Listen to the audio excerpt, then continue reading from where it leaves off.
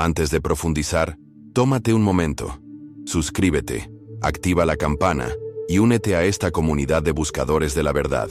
Si alguna vez has cuestionado lo que te han dicho, si alguna vez has sentido el peso de la religión presionando más que la gracia que promete, entonces perteneces aquí. No estamos aquí para repetir el guión, estamos aquí para confrontarlo.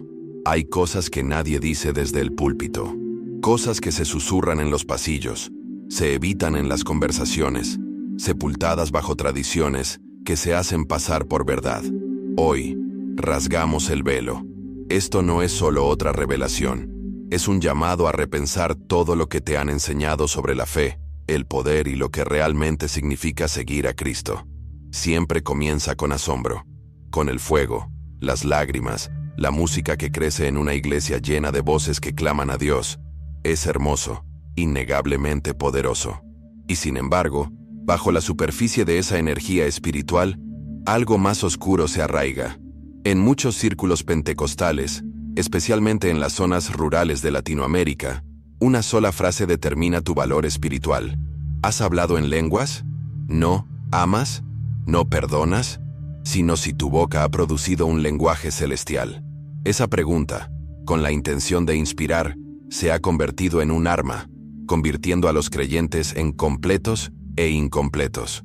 Imagina a la joven que camina fielmente, sirve en silencio y adora con todo su corazón, pero nunca ha hablado en lenguas.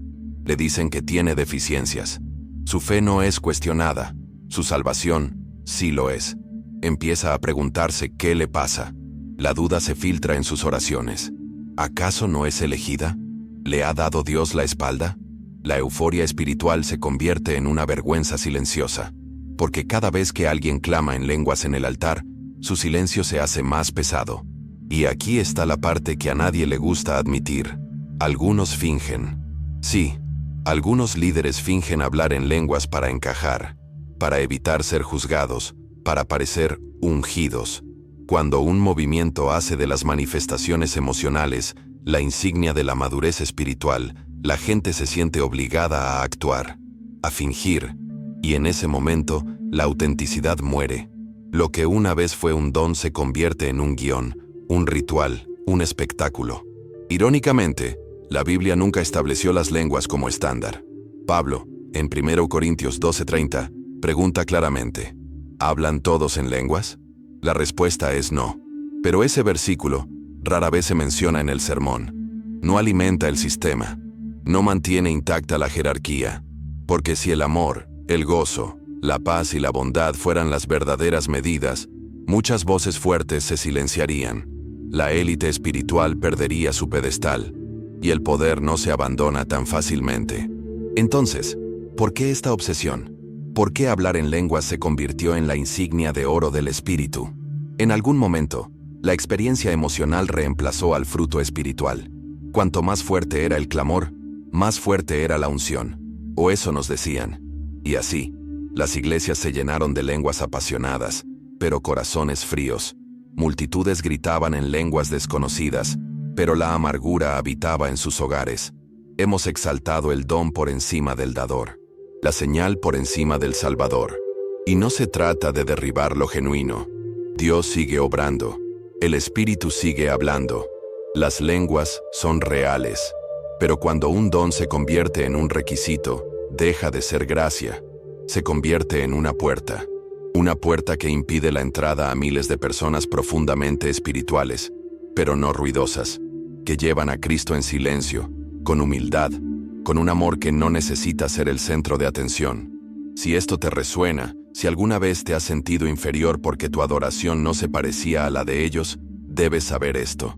Dios te ve, completamente, sin lenguas, sin ruido, sin apariencias. Y si todavía estás conmigo, quédate cerca, porque apenas estamos empezando.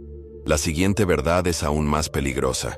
Te sientas en una banca, comienza el mensaje y te preparas, no para la revelación espiritual, sino para el juicio que sabes que se avecina.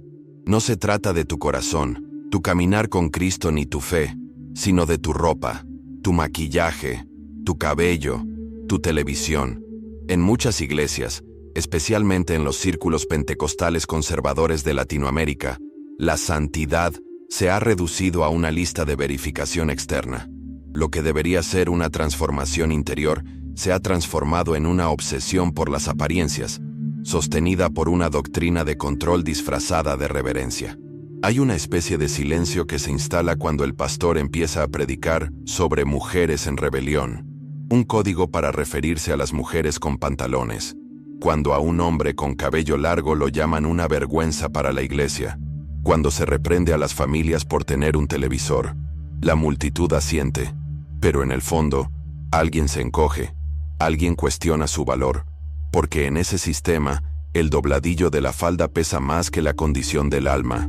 Y así, la santidad se convierte en una prisión, no en una búsqueda. La Biblia se cita con frecuencia, de forma selectiva. Deuteronomio 22:5 se usa para prohibir el uso de pantalones en las mujeres, pero su contexto real se refiere a rituales paganos, no a la ropa moderna. Las palabras de Pedro sobre la belleza interior se distorsionan para prohibir el maquillaje. Y, sin embargo, estas mismas iglesias adoptan las redes sociales sin restricciones, como si el tamaño de la pantalla justificara la plataforma. No se trata de santidad, sino de control selectivo. Y el control es lo opuesto a la gracia. La modestia no es el enemigo. El deseo de honrar a Dios con tu cuerpo e imagen es hermoso. Pero cuando la modestia se convierte en un arma, cuando se impone con vergüenza y miedo, se convierte en legalismo.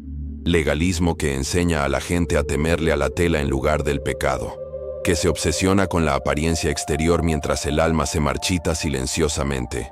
Y la ironía más dolorosa, quienes la imponen con más dureza suelen tener el corazón henchido de orgullo, amargura y pecados ocultos. Jesús advirtió sobre esto. Los llamó sepulcros blanqueados, limpios por fuera, podridos por dentro. Cuando la fe se pone de moda, cuando la piedad se mide por la uniformidad, terminamos con congregaciones llenas de clones religiosos, no de discípulos. Todos se ven iguales, hablan igual, caminan igual, pero el amor, la compasión, la humildad, quedan atrás, sacrificados en el altar del conformismo. Y esto es lo que no te dirán. Muchas iglesias están despertando, están rompiendo las cadenas de la doctrina superficial, abandonando reglas ridículas y volviendo a una santidad que nace del amor, no del miedo. Pero otras se aferran al molde, temerosas de que si se deshacen de las reglas, perderán su influencia sobre la gente. Porque esto nunca se trató de rectitud, sino de control. Si alguna vez te has sentido juzgado por tus jeans, rechazado por tu cabello o silenciado por hacer preguntas, déjame decirte, tu valor no está cosido en un vestido. Está escrito en la sangre de Cristo.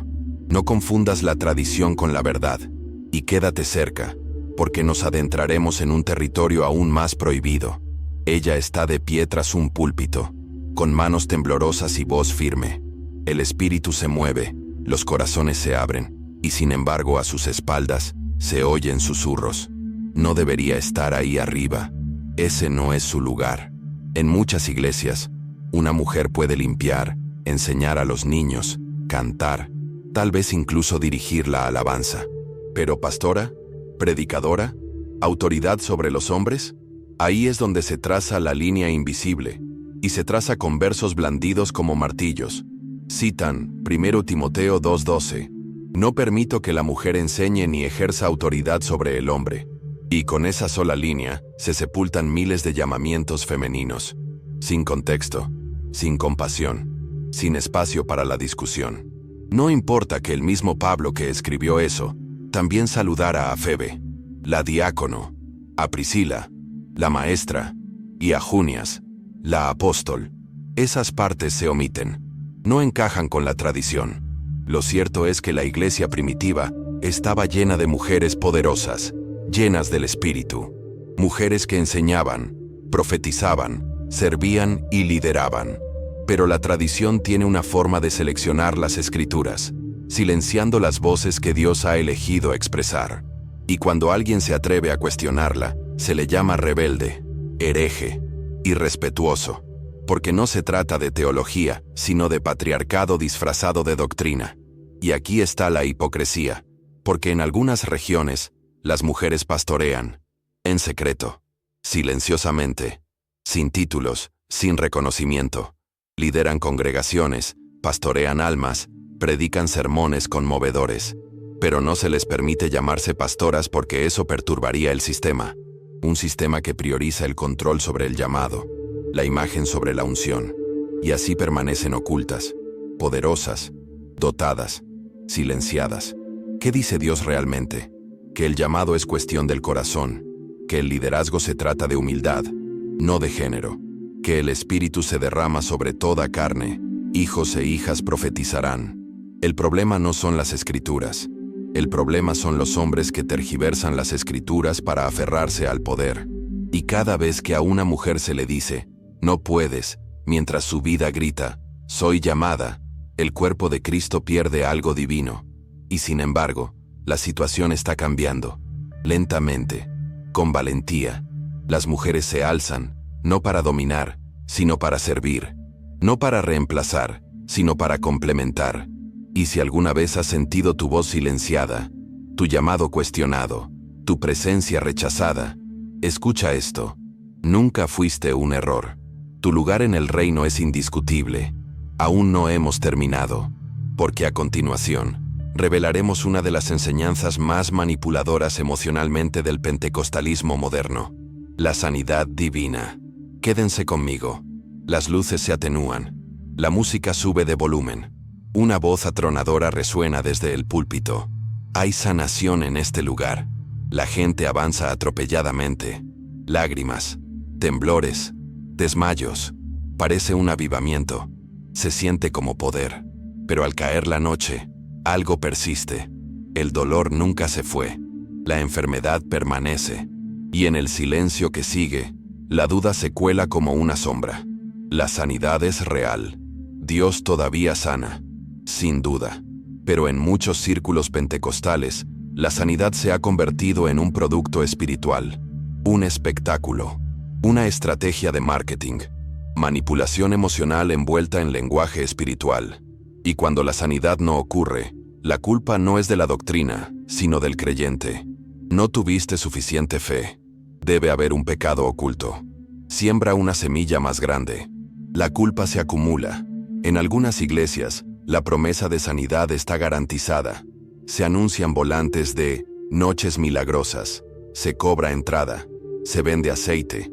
La multitud se pone frenética. Y cada momento está coreografiado para provocar una respuesta. Creer en el poder del predicador. No en Dios, sino en el predicador. El hombre con el micrófono se convierte en el guardián de los milagros. Y cuando la sanidad no llega, se marcha más rico, mientras que los enfermos se marchan destrozados. Pero hablemos de las Escrituras. Pablo dejó a Trófimo enfermo en Mileto. Timoteo tenía problemas estomacales. Estos no eran hombres infieles. Eran apóstoles, líderes, amados por Dios. Y aún así, sufrieron. Porque la sanidad no es prueba de favor. Y la enfermedad no es un castigo. A veces Dios sana, a veces no. Y ambas son expresiones de su soberanía, no tu puntuación espiritual. La tragedia es cuando la falsa esperanza se convierte en trauma. Cuando las personas dan hasta su último centavo creyendo que se curarán. Cuando dejan de tomar medicamentos porque alguien les prometió un milagro. Cuando se aíslan, pensando que su enfermedad es señal de pecado. Esto no solo está mal, sino que es cruel. Y está muy extendido. En Latinoamérica, especialmente, las cruzadas de sanación se han convertido en escenarios de manipulación. Y el costo a menudo se traduce en fe rota y billeteras vacías. Pero hay un camino mejor. Un camino humilde. Un camino que ora por los enfermos sin ostentación. Que confía en la voluntad de Dios por encima de los resultados.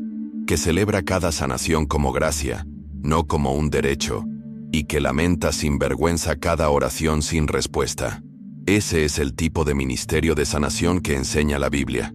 Ese es el tipo de poder que Jesús mostró, no por ostentación, sino por amor. Si alguna vez te has ido de un servicio milagroso, sintiéndote peor, no mejor, no estás solo, y no es tu culpa. Y la verdad, Dios sigue cerca, sigue escuchando, sigue siendo poderoso. pero nunca está a la venta. Y nunca es un espectáculo. ¿Listo para la doctrina final? Esta es la más peligrosa de todas. Vamos. Se percibe en el tono que precede a las palabras. Esa arrogancia silenciosa. Esa sutil superioridad. Un pastor hablando de otra iglesia que no se mueve en el espíritu. De cómo no tienen el evangelio completo. De cómo solo aquí, solo esta doctrina, solo esta cobertura, conduce a la verdad. Rara vez se grita, pero siempre es claro. Somos los elegidos, los demás solo lo intentan. Esta es la semilla del exclusivismo. Y cuando arraiga, la gracia muere. En muchas congregaciones de las Asambleas de Dios, especialmente las más conservadoras, existe una creencia tácita. Si no eres uno de nosotros, no eres realmente salvo.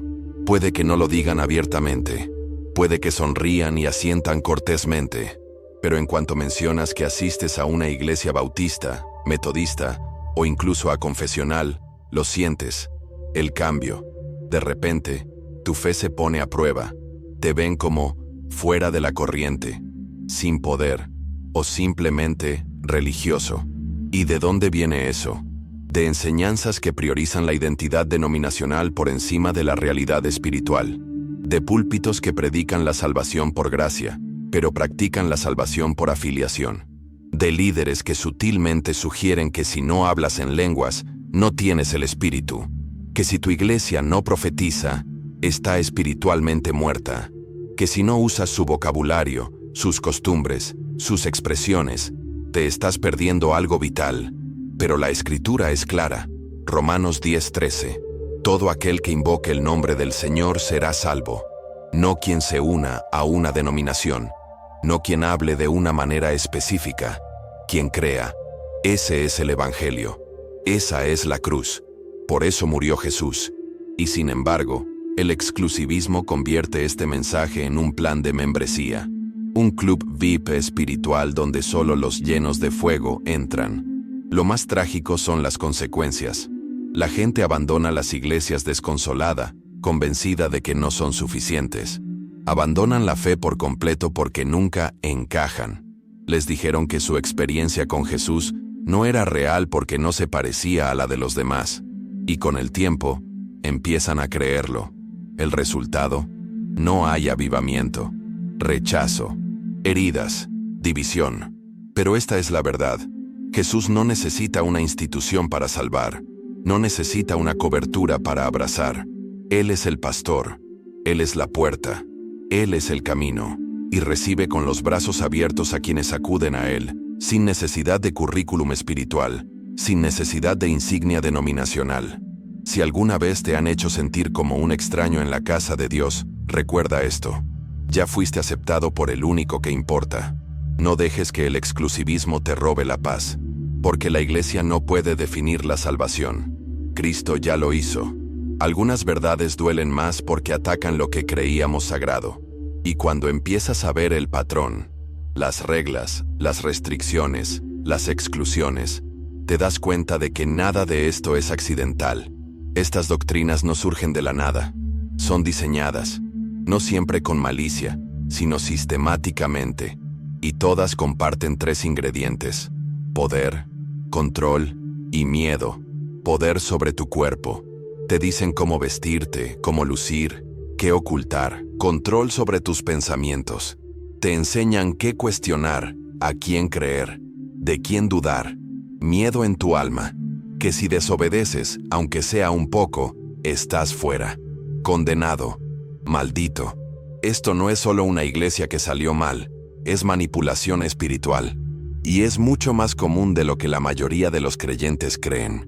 Cuando un movimiento empieza a usar el miedo para imponer la santidad, cuando los líderes hablan más del infierno que de la esperanza, cuando la gracia se vuelve condicional, ya no se trata de Cristo, se trata de obediencia, de construir un imperio de seguidores leales que no cuestionen, no se rebelen, no se alejen.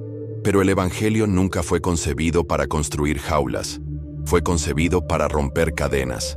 Analicen detenidamente las 6 doctrinas que hemos explorado.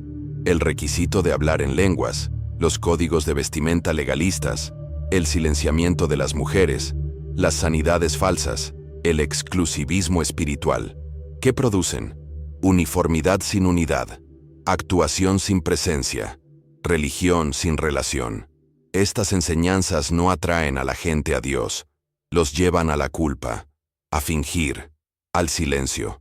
Y cuando alguien finalmente rompe el guión, cuando cuestiona, cuando retrocede, cuando dice, esto no se siente como Jesús, se enfrenta a la indignación, la acusación, el exilio, porque a los sistemas de control no les gustan las filtraciones, las tapan con vergüenza y las etiquetan como rebelión.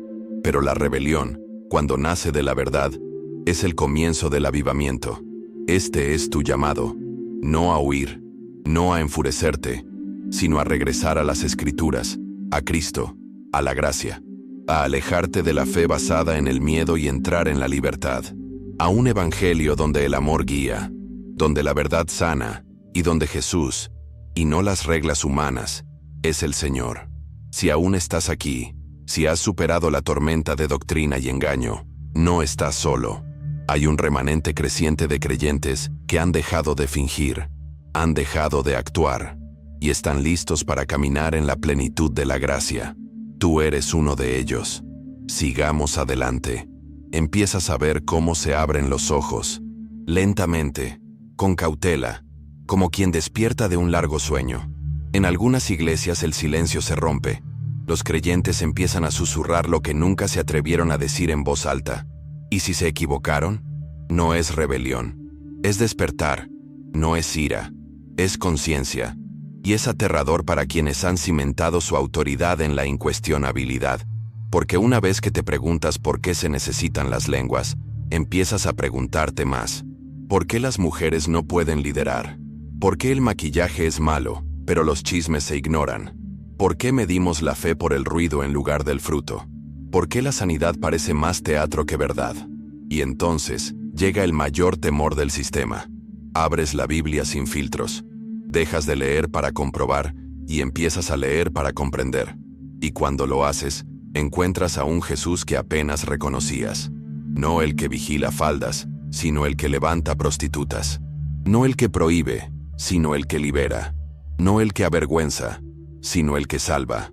De repente, te das cuenta de que lo que creías que era santidad, a menudo era solo actuación. Lo que creías que era unción, a veces era control. Y lo que creías que era verdad era, en realidad, tradición. Pero aquí está el peligro. Una vez que despiertas, te conviertes en una amenaza. No por ser ruidoso, sino por no tener miedo. El sistema se basa en el silencio, en la conformidad, en la aceptación pasiva. Pero un creyente que conoce las Escrituras, que vive en amor, ¿a quién no le impresiona el espectáculo espiritual? Ese creyente es imparable. Ese creyente no se deja manipular. Y así comienzan los ataques. Dirán que eres rebelde, orgulloso, peligroso. Te tergiversarán las Escrituras. Pero no te sorprendas. Hicieron lo mismo con Jesús, con Pablo, con cualquiera que desafiara el statu quo. El camino de la verdad rara vez está pavimentado con aplausos, pero siempre conduce a la libertad. Si te has sentido solo en este camino, recuerda esto.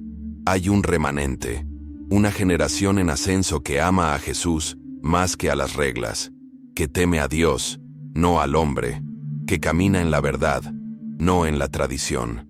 No estás abandonando la fe. Finalmente, la estás encontrando.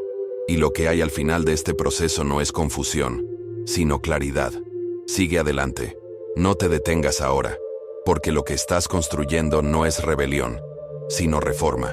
Y la iglesia la necesita desesperadamente. Hay un momento que llega en el camino de todo creyente. Un punto de quiebre. Un ajuste de cuentas. Cuando te encuentras en medio del ruido, las reglas, la presión, el desempeño, y te preguntas, ¿es este realmente Jesús? No es una crisis de fe, es un choque con la verdad. Y una vez que has probado esa verdad, nada más te satisface. Empiezas a notar la frecuencia con la que se usan las palabras obediencia y sumisión. No a Dios, sino a los hombres. No al espíritu, sino a la estructura. La iglesia deja de ser un santuario para convertirse en un sistema, una máquina, y en esa máquina, la individualidad muere. El llamado es reemplazado por la conformidad. No te dejas guiar por el espíritu, sino por el programa. Pero cuando el espíritu verdaderamente guía, siempre te lleva de vuelta al mismo lugar. Jesús. Sencillez. Amor. Poder sin manipulación. Verdad sin miedo. La iglesia primitiva no tenía denominaciones, ni equipos de producción de alabanza, ni códigos de vestimenta. Lo que tenían era fuego, autenticidad, pan partido y una valentía inquebrantable. Hemos cambiado eso por la imagen corporativa y el control. Es hora de recuperarlo. Y no, eso no significa amargarse ni causar divisiones. Significa ser más valiente. Significa ponerse de pie cuando es más fácil sentarse.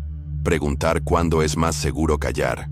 Abrir la Biblia y dejar que penetre más profundamente que la doctrina. Porque la verdadera fe no se hereda, se elige. Se forja en los desiertos, en la soledad, en los despertares dolorosos. Y quizás ahí es donde te encuentras ahora, en el espacio entre lo que te dijeron y lo que empiezas a creer. Ese es el terreno sagrado. Ahí es donde ocurre la verdadera transformación. No te apresures, no le temas. Deja que consuma todo lo falso, hasta que lo que quede sea la verdad inquebrantable. Si has estado en silencio por mucho tiempo, habla. Si has sido pequeño para seguir siendo aceptado, expándete. Este es el momento en que la iglesia necesita tu voz, tu valentía, tu claridad. No para derribar, sino para construir algo mejor. Ya casi llegamos. Solo un paso más.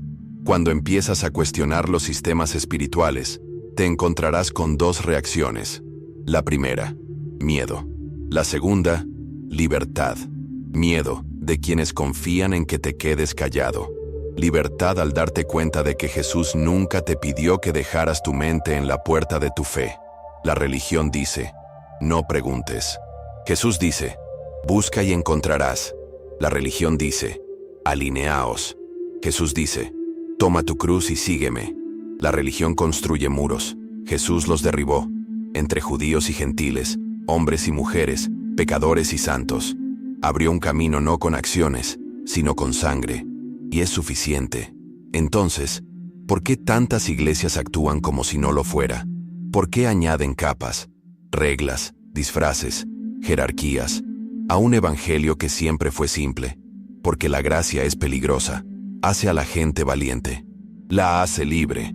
Y no se puede controlar a la gente libre. Así que en cambio venden miedo. Lo disfrazan de reverencia. Lo venden como unción. Pero sigue siendo miedo. Mueres, porque en el fondo lo sabes, todo es hueco. No es el Jesús que conociste cuando creíste por primera vez. Pero no tienes que seguir fingiendo. Ya no. Puedes salir del sistema, no de la comunidad, no del cuerpo de Cristo, sino de la esclavitud, de la religión artificial. Puedes caminar hacia algo más profundo, más rico, más verdadero. Y cuando lo hagas, encontrarás a otros caminando también. Revolucionarios silenciosos, amantes fervientes de la verdad, seguidores de Jesús, no una marca, ni una doctrina, ni una denominación, sino una persona.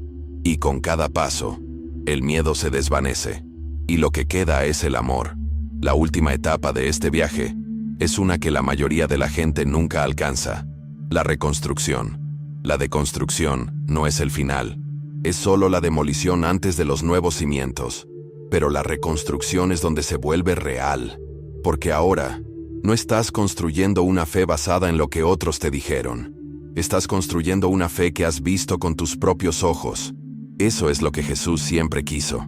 No seguidores ciegos, no cristianos cultos, discípulos, personas dispuestas a dejar atrás la comodidad para encontrar el reino, personas dispuestas a aceptar la verdad, incluso si les cuesta reputación, familia, posición. El verdadero evangelio nunca se trató de comodidad, siempre se trató de transformación. Y la transformación es complicada.